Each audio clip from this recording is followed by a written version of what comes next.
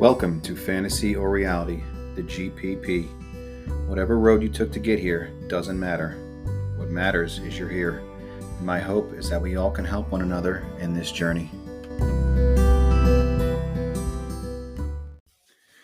Welcome back to Fantasy or Reality, the GPP. We're at episode 4 already. I can't believe it. So, I've gotten through my gambling story. So now I want to start talking about what I plan to focus a lot on this podcast, which is the recovery, getting better, self-improvement, self-love, all these things. And it's important to tell your backstory. It's important to, you know, tell the story of your gambling or your addiction or whatever, but not to dwell on it. We all need to hear stories from one another to realize that we're not alone. But the main part for me for all of this is how we get better. And for me, I've realized it's a lifelong process, and that can be scary to some, but to me, it's a wonderful thing because for the longest time, I was unhappy with who I was, and today I love who I am. I love who I've become, and that's because of what I've done in my recovery. So there are several things I've done in my recovery, but I'll jump off with that first week. So, you know, my last date of bet was 5/2/21.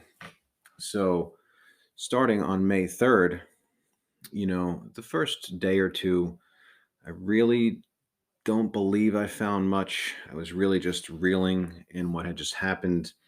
I was coming home at night, just sitting down next to my wife and basically just crying because I was just so upset with everything I had done.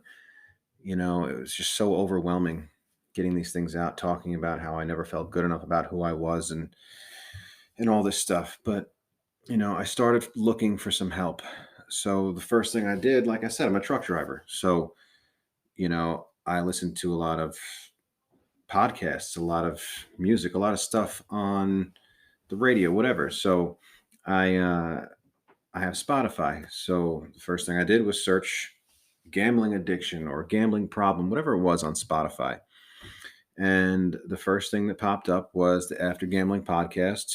And that's what I started listening to that week.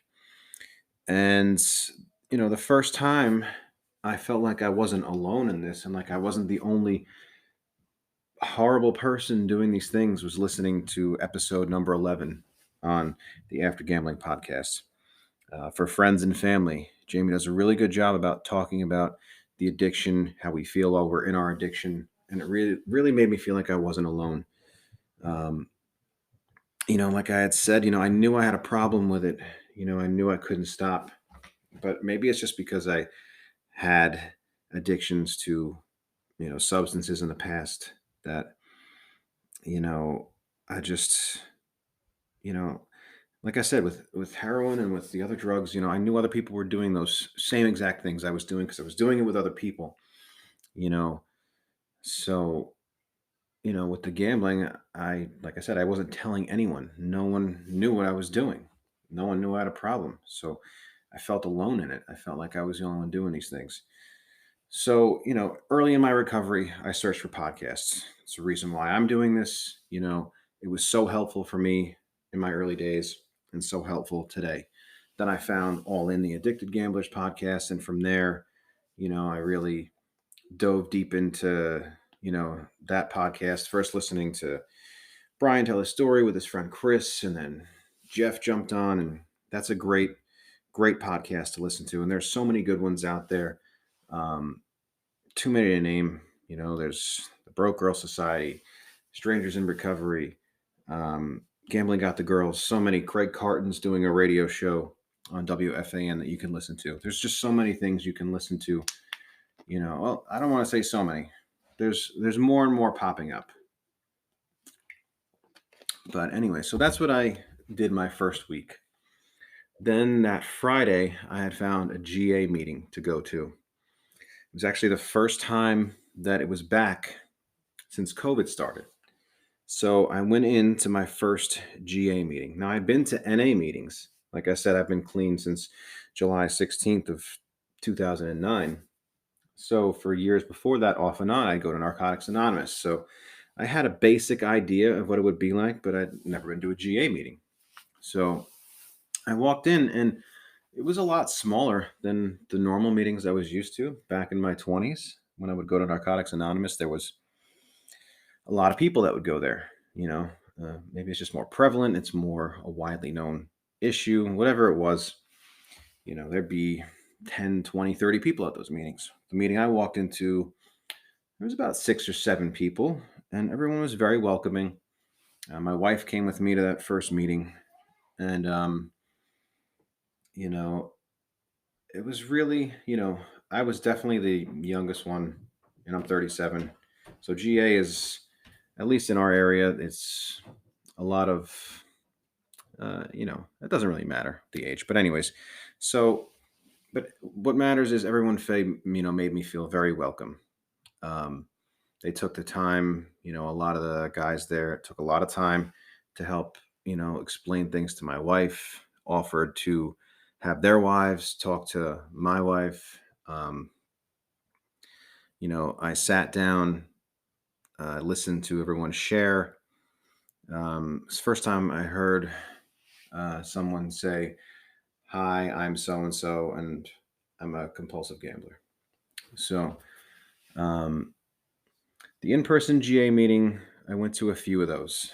It's tough for me to get to those because in our area there's none over the weekends, and the latest ones are 7 o'clock. So for me, it was difficult to get there, but I kept trying. There were phone meetings I was doing. Um, so I did a few of the GA meetings, did the phone meetings, was journaling. Journaling was very helpful for me in the beginning, just writing down my thoughts and feelings. Because it was just a whirlwind of emotions in the beginning. Um, so I did that for the first month. So, like I said, I was listening to All In, the Addicted Gamblers podcast, and I reached out to those guys because I'd heard a lot of stories of gambling, but I didn't hear anything about what I had been doing, daily fantasy sports. So I reached out to Brian over there and asked, if I could come on and tell my story. So I did that. We spoke back and forth over, it was around 30 days where I started talking with him. And at that point, he told me about the support group um, that Jeff runs. And I spoke with him, and they let me in the group, and that's been one of the biggest aspects of my recovery since then. So from my 30-day mark up until now, which tomorrow is going to be 200 days, um, 6.5 months basically. So with that, we have a chat group, a WhatsApp group where anytime you have any kind of issue, any feeling, you can put it in there, and a number of people, there's anywhere from 50 to 100 people, depending on how many people come in and out. And there's always someone to respond, and everyone is so incredibly helpful in that group. I am so grateful to be a part of it. No one judges you in that group. We're all recovering compulsive gamblers. Some people have one day, some people, have years and years and years. And it's great to have different perspectives. And there's a meeting every single day of the week, at varying times. And there's people from around the world in that group. So that's my problem gambling support group. So that's one of the mainstays in my recovery. We have a multitude of topics. Everyone volunteers to chair. For example, last night I chaired a meeting, and the topic I picked was letting go of shame. And, do you still hold on to the shame from your addictions? And it was a great meeting. Everyone had different perspectives. Um, some people, didn't feel shame for what they did in their addiction, but they felt shame from beforehand, which led them into their addiction. Some people, um, like myself, have let go of the shame. And some people still are holding on to the shame. And, you know, we talk it out, we share on the topic. And then at the end, if there's time, we'll go back and forth with each other. It's really, really helpful. It's like an in-person GA meeting, really, but it's from people from all ages, all walks of life, all races, nationalities, creeds, um, and we just all come together for this same problem that we have. Having this issue with compulsive gambling, and we all help one another.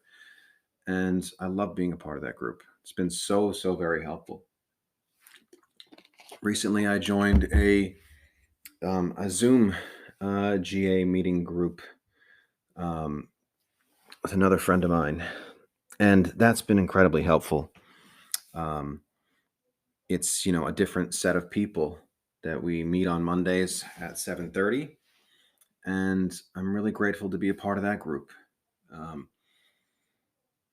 you know, for me, um, you know, I don't want to say I don't believe there's a God. I don't.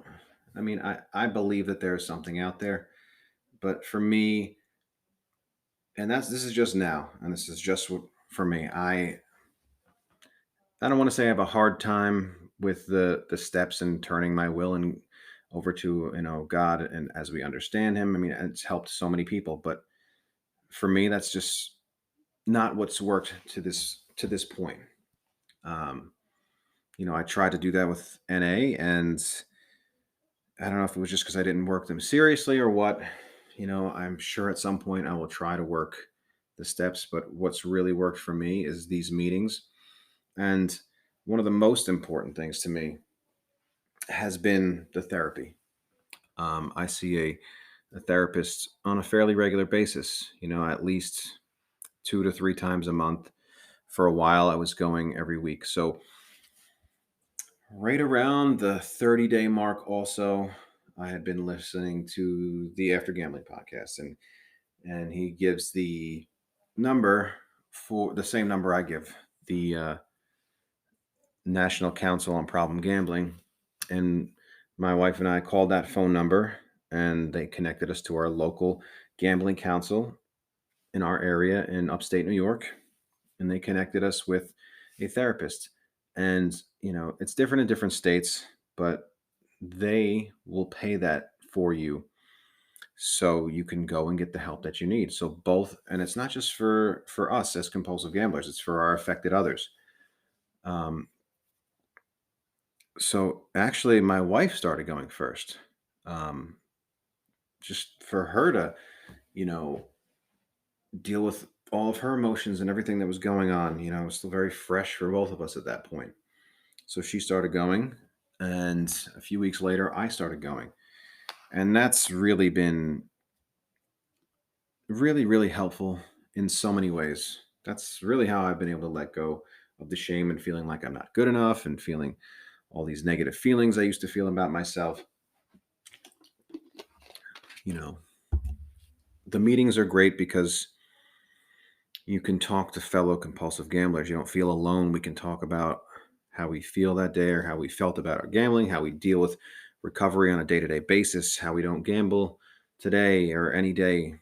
Um, the one on one therapy really was helpful for me because that's how I dug into why I do the things I do and why I've done the things I've done and why I haven't felt great about myself. And I recommend for anyone who's struggling with really anything, it doesn't have to be an addiction. It could be anxiety, it could be depression, it could be the stresses of everyday life. For me, it it's like a lifesaver for both of us. It's really pushed my wife and I into a completely different direction in our lives.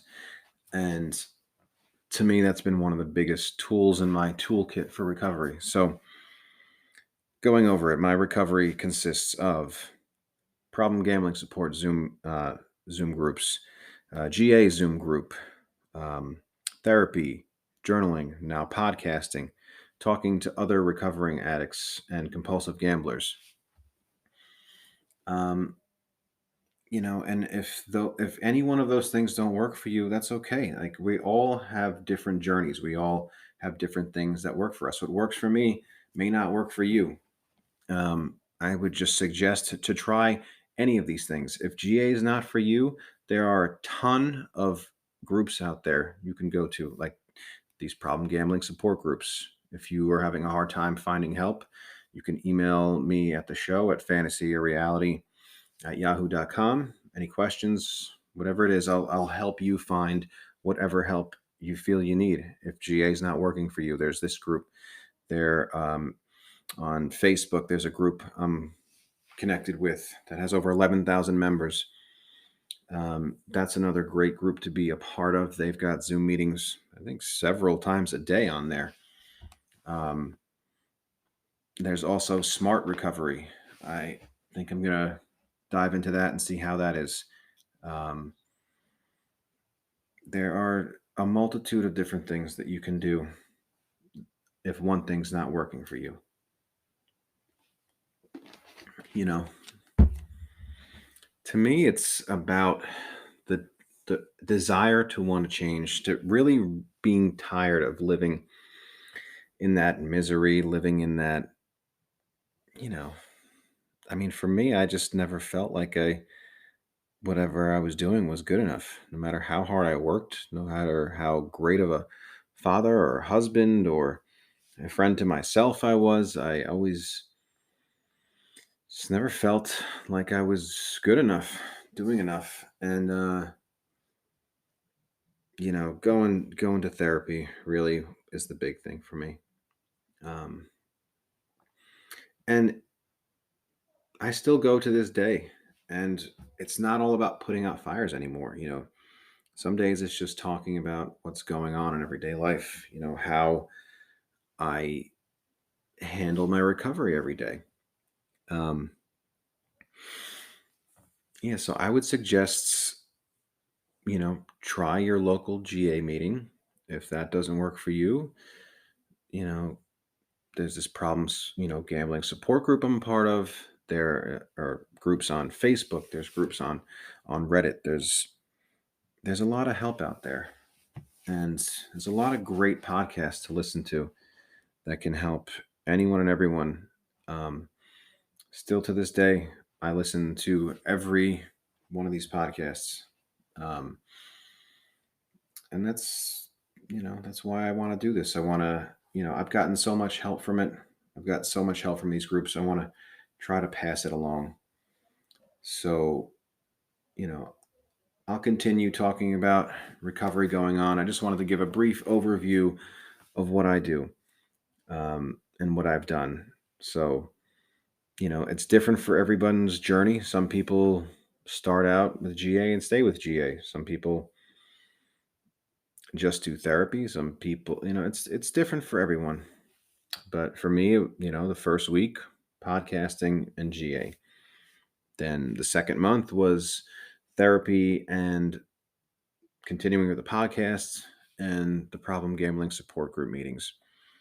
And I would suggest, even if you can get to GA meetings and you do have in-person meetings, it's good to supplement with these type of groups, because you get to talk to people all over the world, get different stories, perspectives.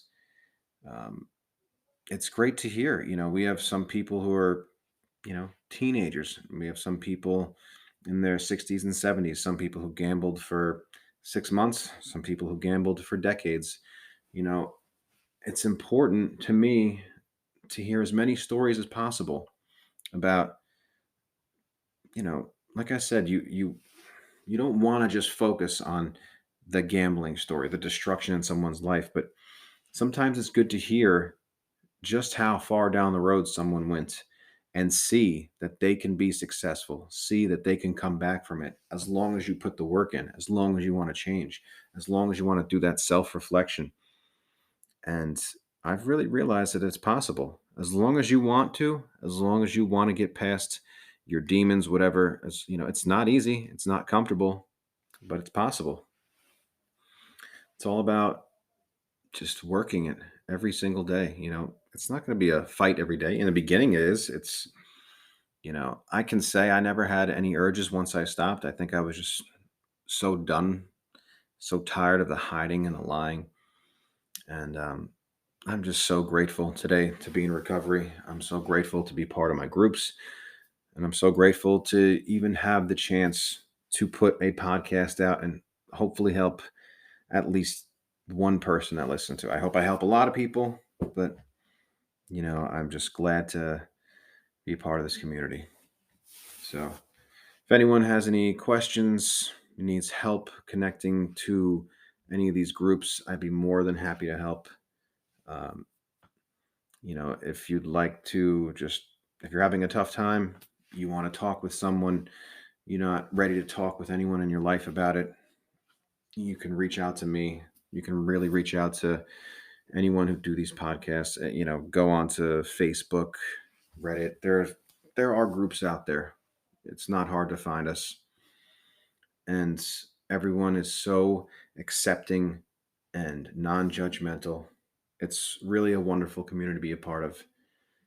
So thank you for listening, and I look forward to doing the next podcast. I'll be having my wife come on to talk about her recovery, what she does, and I'm looking forward to putting that one out. Talk to you soon.